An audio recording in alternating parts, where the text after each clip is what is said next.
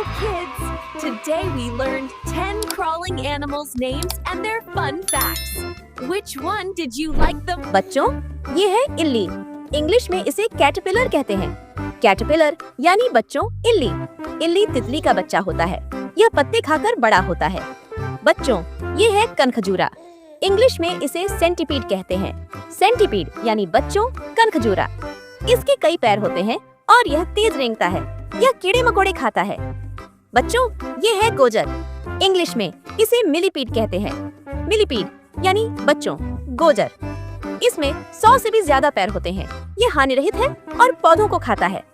बच्चों, ये है गेको। इंग्लिश में इसे गेको कहते हैं। गेको यानी बच्चों गेको। यह दीवार पर रेंगने वाला छोटा जीव है।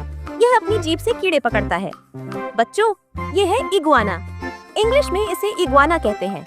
इगुआना यानी बच्चों इगुआना। यह एक बड़ी छिपकली है जो गर्म देशों में पाई जाती है। यह पेड़ पर भी चढ़ सकती है। बच्चों, ये है कोमोडो ड्रैगन। इंग्लिश में इसे कोमोडो ड्रैगन कहते हैं। कोमोडो ड्रैगन यानी बच्चों कोमोडो ड्रैगन। ये दुनिया की सबसे बड़ी छिपकली है। इसका काटना बहुत खतरनाक होता है। बच्चों, ये है सालामेंडर। इंग्लिश में इसे सालामेंडर कहते हैं। सालामेंडर यानी बच्चों सालामेंडर। यह पानी और जमीन दोनों पर रेंग सकता है। ये अपनी पूंछ फिर से उगा सकता है। बच्चों, ये है न्यूट। इंग्लिश में इसे न्यूट कहते हैं। न्यूट यानी बच्चों न्यूट। यह एक छोटा जलचर जीव है। छिपकली जैसा दिखता है। यह भी अपनी पूंछ और पैर दोबारा उगा सकता है। बच्चों, ये है सन्यासी केकड़ा। इंग्लिश में इसे हर्मिट क्रैब कहते हैं। हर्मिट क्रैब यानी बच्चों सन्यासी केकड़ा।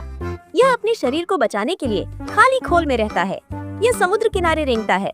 बच्चों, ये है गोह।